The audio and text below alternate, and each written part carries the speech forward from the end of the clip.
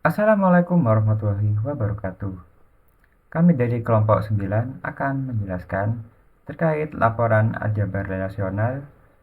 Sebelum itu, perkenalkan, nama saya Raffi Adianto Aribo dengan 4 NIM terakhir 2006 dan anggota saya bernama Tino Rifki Adrian Laksamana dengan 4 NIM terakhir 2003, Tugul Abdul Majid dengan 4 NIM terakhir 2058, Adelio Frisky dengan 4 NIM terakhir 2064, dan Putra Akbar Maulana dengan 4 NIM terakhir 2070. Baik, selanjutnya saya akan menjelaskan penjelasan mengenai aljabar relasional. Nah, jadi aljabar relasional adalah sekumpulan em, operasi terhadap relasi yang dimana setiap operasi menggunakan satu atau lebih relasi untuk menghasilkan suatu relasi yang baru. Jadi, aljabar relasional juga menyediakan seperangkat operator untuk memanipulasi data. Operasi-operasi ini dirancang untuk melakukan permintaan dasar terkait temu kembali data retrieval request. Nah, memungkinkan pengguna untuk mengekstrak informasi yang relevan dari basis data dengan cara yang efisien dan terstruktur. Selain itu, aljabar relasional juga menyediakan kerangka teoritis untuk mendefinisikan dan memproses query, menjadi landasan penting dalam pengembangan sistem manajemen basis data relasional modern seperti SQL. Lalu, aljabar relasional ini terdiri dari serangkaian operasi yang disusun membentuk ekspresi aljabar relasional, yang pada dasarnya adalah panduan langkah-langkah yang mengolah data dalam basis data. Hasil dari ekspresi ini berupa relasi, yaitu seperti mempresentasikan data yang menampilkan kumpulan informasi yang sesuai dengan query atau permintaan yang diajukan. Eh, Dengan memanfaatkan operator-operator seperti seleksi, proyeksi, penggabungan, dan lainnya, aljabar relasional memberikan cara yang terorganisir untuk memanipulasi dan mentransformasi data. Lalu hasil dari operasi dalam aljabar relasional ini adalah sebuah relasi baru yang diperoleh melalui manipulasi data berdasarkan aturan-aturan aljabar relasional. Nah, relasi ini dapat berbentuk dari satu relasi saja atau gabungan beberapa yang ada dalam basis data. Relasi yang dihasilkan tidak hanya berfungsi sebagai hasil akhir, tetapi juga dapat digunakan kembali sebagai masukan untuk operasi berikutnya. Nah, hal ini memungkinkan proses pengolahan data yang lebih kompleks dan fleksibel. Dengan memanfaatkan aljabar relasional, pengguna dapat mengolah data dengan efisien dan memastikan hasil yang akurat serta sesuai dengan aturan yang konsistensi data. Halo semua, perkenalkan nama saya Tunggul Abdul Majid dengan NIM 242410102058. Jadi sini saya akan menjelaskan tentang operasi pada aljabar relasional. Jadi di dalam aljabar relasional ini operasi itu dikelompokkan menjadi tiga. Yang pertama ada operasi unary relational, kemudian ada set theory operation, dan ada yang terakhir itu binary relational operation. Nah, dalam setiap kelompok tersebut itu dibagi lagi, memiliki suatu operasi-operasi yang ada di dalamnya. Seperti di unary relational operation itu ada operasi selection, ada projection, dan rename.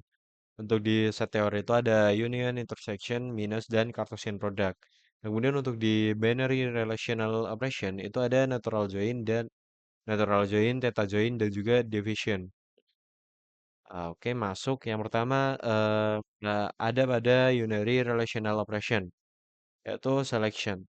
Jadi selection itu digunakan untuk menyeleksi atau mencari record-record yang memenuhi predikat atau syarat tertentu. Jadi seperti contoh di sini.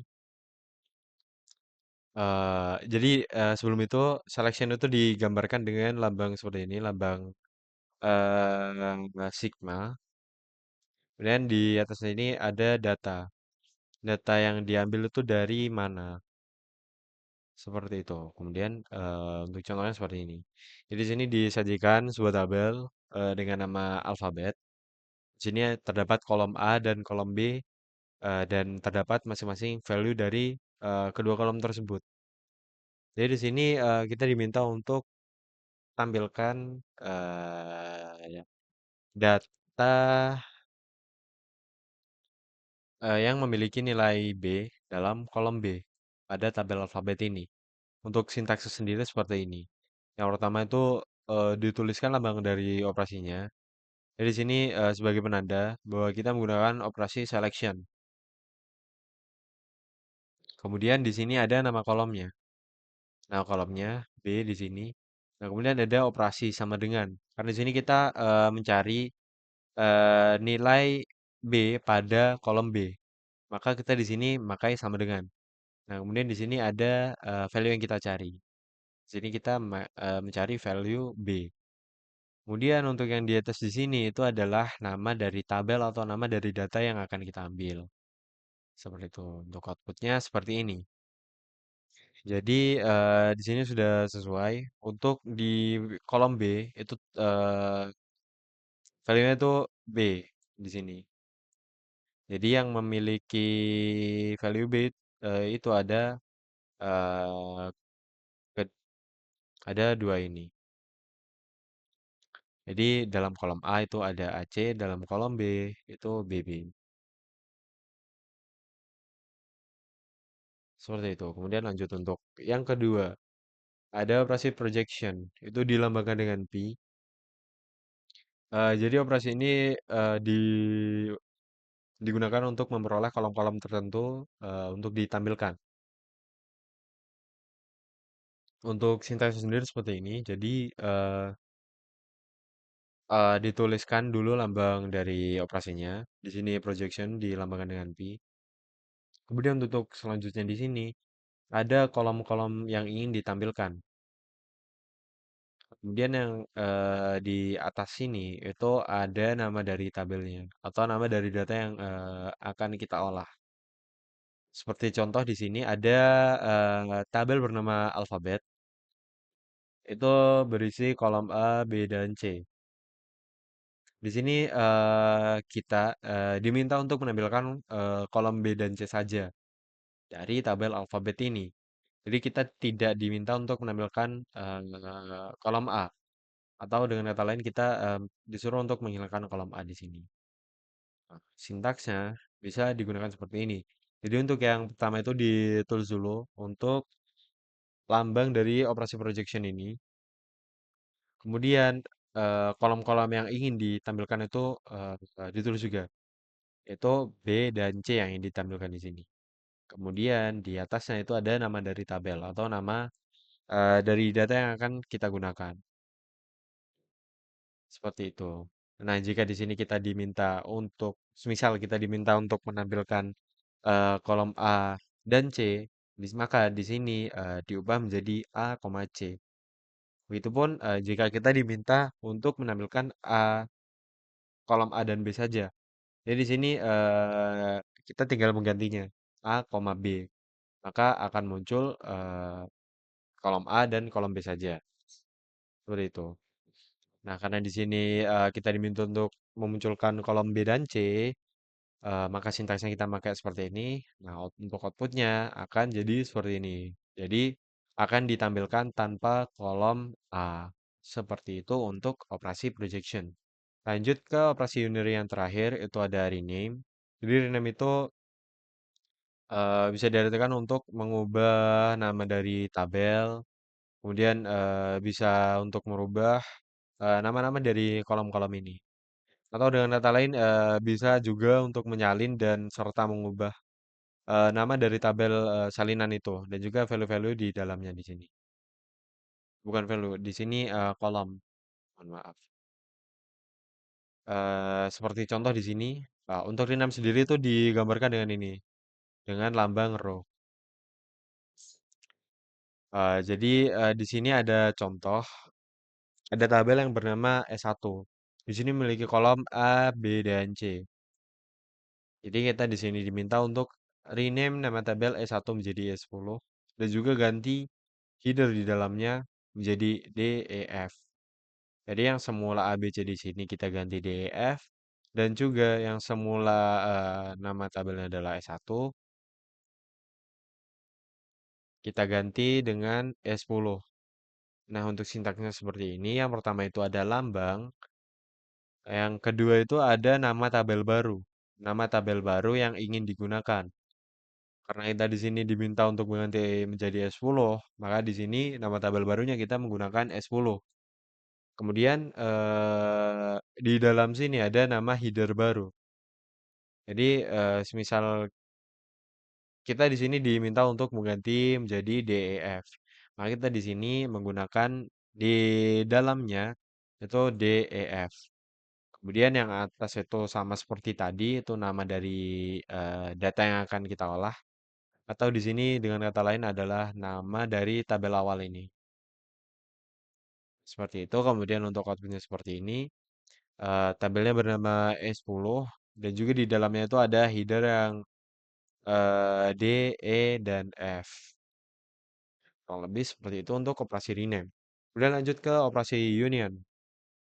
Jadi operasi union itu digambarkan dengan simbol seperti ini, simbol gabungan. Operasi union itu digunakan untuk menghasilkan gabungan tabel. Union ini memiliki syarat seperti di sini banyak kolom harus sama. Semisal di tabel satu itu 3, di tabel 2 itu juga harus 3. Karena jika tidak seperti itu, operasi union ini tidak bisa digunakan. Seperti itu. Untuk jumlah barisnya di sini bebas. Semisal di tabel satu itu 3, di tabel 2 itu cuma 2, itu tidak apa-apa. Misalkan di sini kolomnya itu sama, jumlah kolomnya. Untuk contohnya itu seperti ini. Jadi di sini ada tabel S1 dengan value-nya sebagai berikut. Kemudian ada tabel E2 dengan value-nya juga sebagai berikut. Nah, itu digunakan. Jadi S1 di union dengan E2. Itu menjadi seperti ini. Jadi karena di sini sudah sama jumlah kolomnya, maka di sini bisa digunakan. Jadi ditulis dulu untuk value dari S1, kemudian setelahnya akan masuk value dari E2. Kurang lebih seperti itu untuk operasi union. Kemudian masuk ke dalam operasi intersection. Jadi di dalam intersection itu dilambangkan dengan seperti ini, itu irisan. Jadi intersection ini bertujuan untuk membentuk suatu relasi yang terdiri dari tupel-tupel yang sama dari dua relasi atau tabel. Intersection ini memiliki syarat sama seperti di union ini, yaitu jumlah kolom di sini harus sama agar operasi ini dapat digunakan. Seperti itu. Nah, langsung saja ke contoh soal. Ini di sini ada tabel S1 dan tabel E2 yang memiliki masing-masing memiliki value di dalamnya dan jumlah kolomnya itu ada 3. Di sini intersection itu syaratnya terpenuhi. Kemudian di sini untuk S1 intersection E2 itu memiliki output X, Y, Z.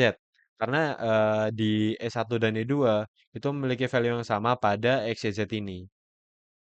Maka di sini output dari S1 intersection E2 atau S1 irisan E2 itu adalah X, Y, Z. Seperti itu untuk intersection. Kemudian lanjut untuk operasi selanjutnya, yaitu operasi minus atau set difference yang digambarkan dengan simbol minus di sini, simbol kurang. Jadi untuk set difference ini adalah operasi untuk mendapatkan record-record yang berada pada suatu tabel, tapi tidak pada tabel lainnya. Atau dengan kata lain, jika diambil dengan contoh seperti ini, itu adalah pada tabel E1 yang tidak ada pada tabel E2. Seperti itu. Jadi di sini untuk contoh, ini disajikan sebuah tabel E1 dan E2 yang masing-masing memiliki value yang masing-masing memiliki value dan juga kolom yang sama di sini. Di sini S1 min E2 outputnya ada seperti ini. Eh, Output seperti ini itu dikarenakan di sini antara S1 dan E2 itu memiliki kesamaan dalam segi output. Ada satu di sini yang sama yaitu CBD. Jadi CBD itu bisa dicoret di sini. Kemudian untuk tabel S1 di sini hanya tersisa A, B, C, dan D, E, F. Nah, itu merupakan outputnya. Output dari S1 dikurangi E2. Nah, sebaliknya juga jika semisal di sini sintaksnya itu bukan S1 dikurangi E2, melainkan E2 dikurangi S1. Maka di sini outputnya tidak akan sama dengan S1 dikurangi E2. Outputnya akan berbeda. Jika E2 dikurangi S1 di sini, maka outputnya akan menjadi bukan A, B, C, D, E, F, melainkan KLM, NOP. Nah, di sini kenapa CBD tidak ditulis? Karena keduanya itu memiliki value CBD. Maka itu bisa dicoret saja. Seperti itu untuk operasi minus atau set difference. Kemudian lanjut ke operasi selanjutnya, ada Cartesian product yang dilambangkan dengan kali. Jadi di sini digunakan untuk merelasikan semua rekor yang berasal dari dua tabel.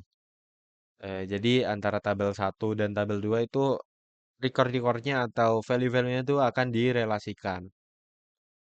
Nah, lanjut untuk contohnya, yaitu di sini ada tabel satu yang bernama alfabet satu dan tabel 2 yang bernama alfabet 2.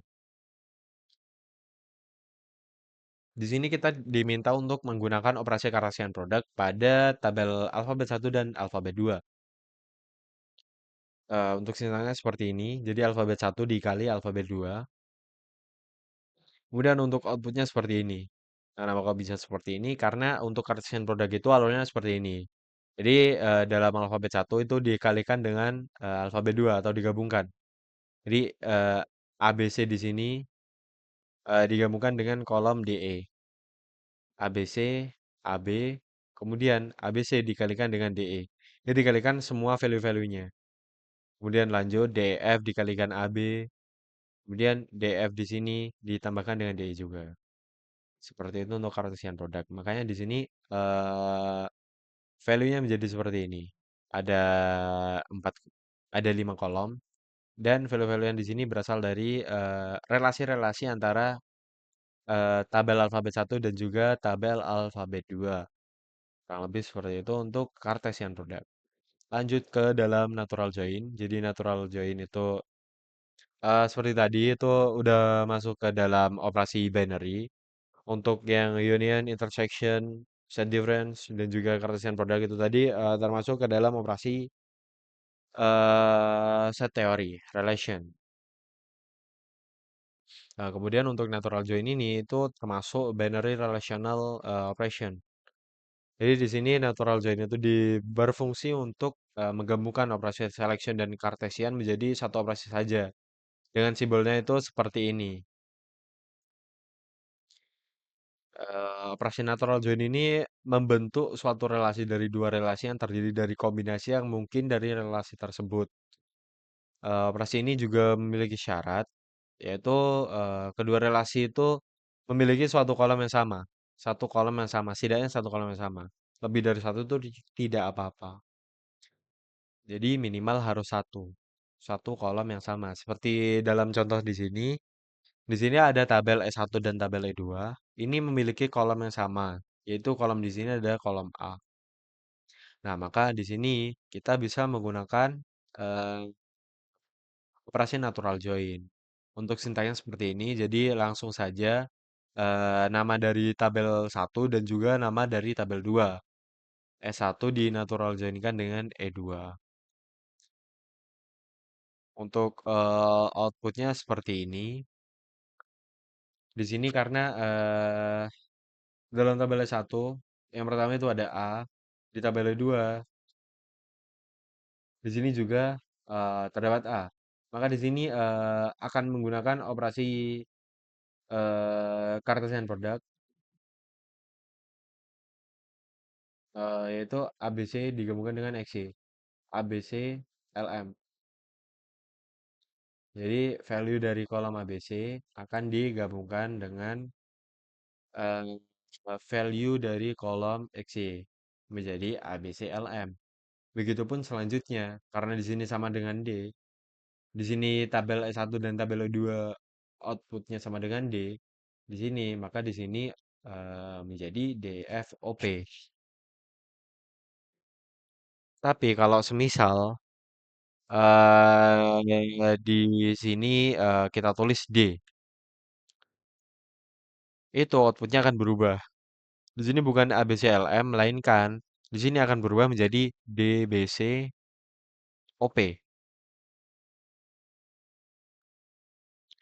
Karena di sini terdapat D dan di E2 juga terdapat D yang memiliki di belakangnya di kolom XY-nya itu memiliki value O dan P. Makanya di sini antara eh, DB DBC itu digabungkan dengan OP tersebut. Seperti itu untuk operasi natural join.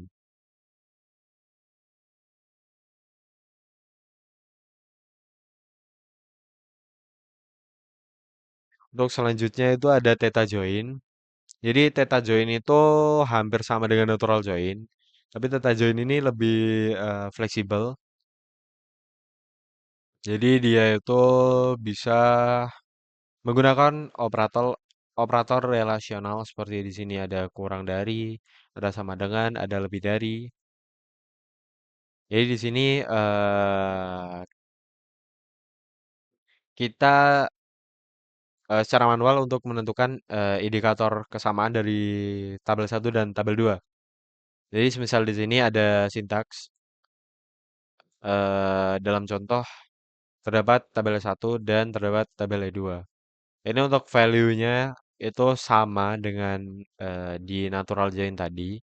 Jika nama tabelnya sama, yang saya lihat di sini kita memakai theta join, bukan natural join.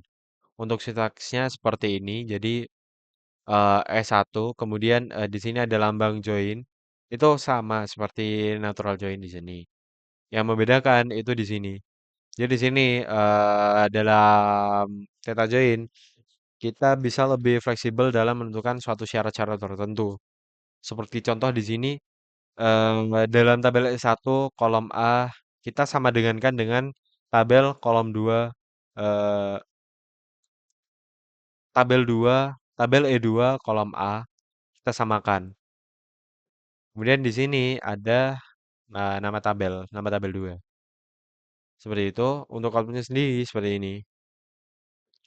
Itu outputnya kurang lebih sama dengan natural join. Dan juga mekanismenya juga sama dengan natural join. Hanya saja di Theta Join itu memiliki syarat-syarat di sini yang bisa diaplikasikan. Dan juga untuk di Theta Join ini, untuk outputnya itu bisa berupa duplikasi. Sebenarnya di sini ada kolom A, di sini ada kolom A juga. Kolom A yang menjadi indikator tadi. Seperti itu. Kalau di natural join itu duplikasinya dihilangkan. Jadi di sini kolom A yang semula menjadi indikator itu hanya ditulis satu kali saja. Kurang lebih seperti itu untuk theta join. Untuk selanjutnya itu ada operasi division. Division ini menggunakan dua tabel. Satu tabel itu sebagai pembilang dan tabel sisanya itu sebagai penyebut. Operasi ini bertujuan untuk mendapatkan nilai yang ada pada salah satu atribut dari tabel pembilang yang nilai atributnya sama dengan nilai atribut dalam tabel penyebut. Jadi langsung saja ke contohnya seperti ini. Division itu dilambangkan dengan bagi, seperti namanya, division. Di sini ada tabel S1 yang memiliki kolom AB yang memiliki value sebagai berikut. Kemudian ada tabel E2 yang hanya memiliki kolom B yang memiliki value B dan C. Di sini kita diminta untuk menggunakan operasi division pada tabel E1 dan E2. Untuk sintaksnya seperti ini, dan untuk value-nya seperti ini. Jadi di sini value-nya E1 dibagi E2 adalah A dan C dalam kolom A.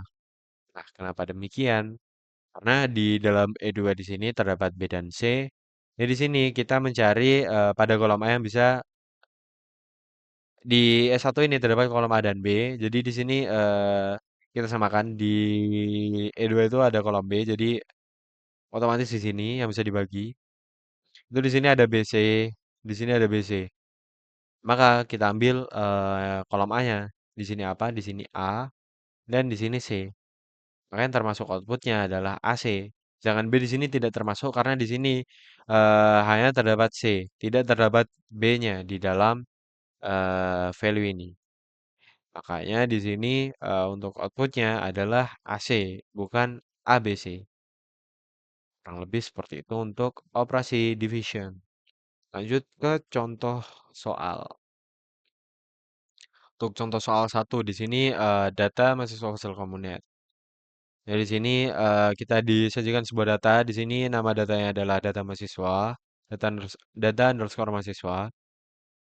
Di sini untuk yang pertama kita diminta bagaimana cara mengetahui atau mengakses data yang mahasiswa yang berasal dari Jember. Untuk yang kedua itu bagaimana cara mengetahui dan mengakses data mahasiswa yang berasal dari Jember dan jalur masuknya melalui jalur SNBP. Di sini pengembangan dari soal nomor satu. Di sini kita diminta untuk mencari data mahasiswa dari Jember dan juga jalur masuknya SNBP. Jadi lebih spesifik di sini. Untuk nomor dua. Kemudian untuk nomor tiga, bagaimana cara untuk mengakses kolom nomor, nama, dan prodi. Kolom nomor, nama, dan prodi.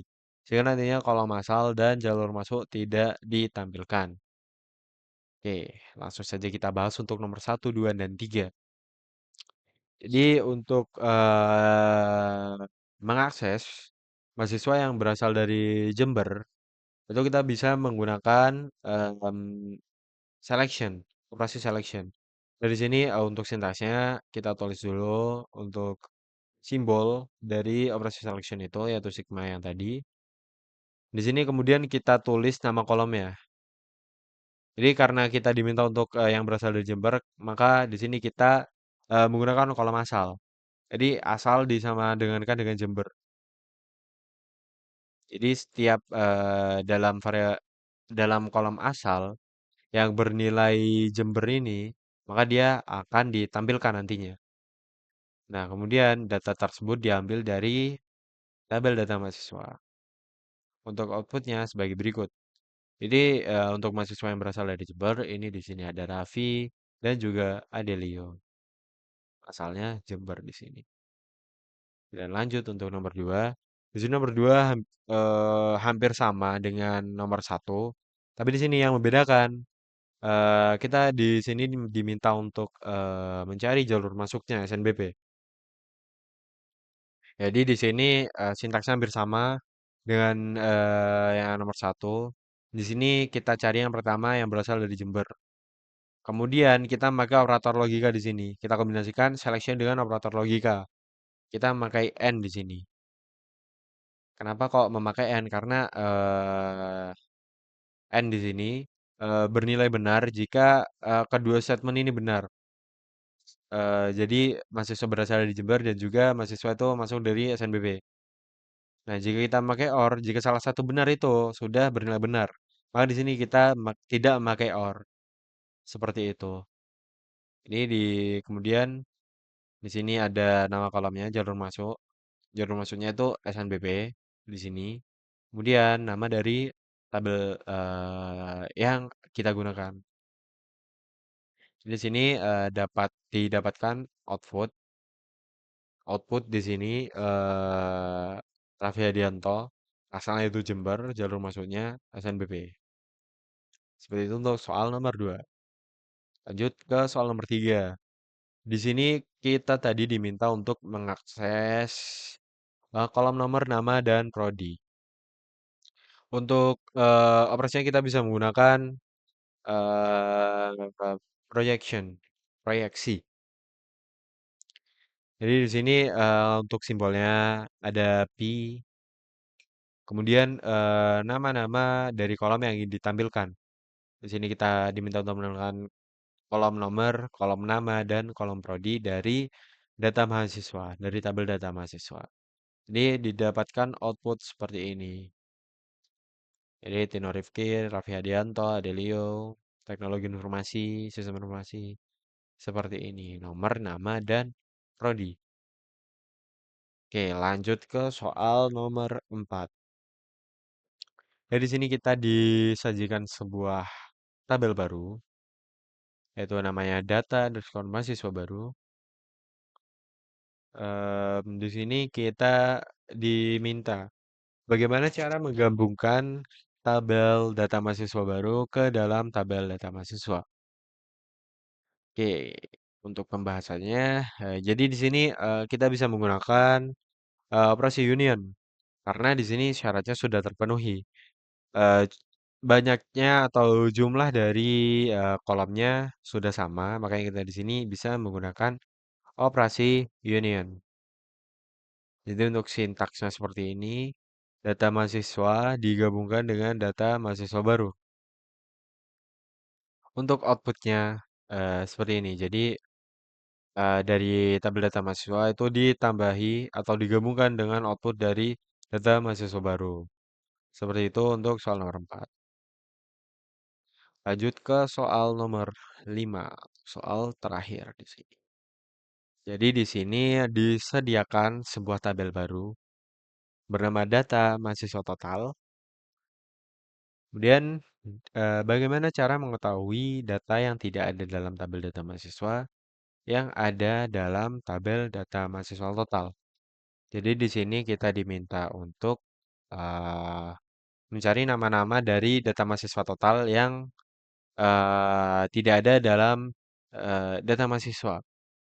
Seperti itu. Jadi di sini kita bisa menggunakan operasi minus atau set difference. Jadi di sini data mahasiswa total dikurangi dengan data mahasiswa. Maka nanti menghasilkan output seperti ini. Jadi di sini value yang tidak ada dalam data mahasiswa adalah seperti berikut. Ada Putra Akbar dan juga Tunggul yang tidak ada dalam tabel data mahasiswa, namun ada dalam data mahasiswa total.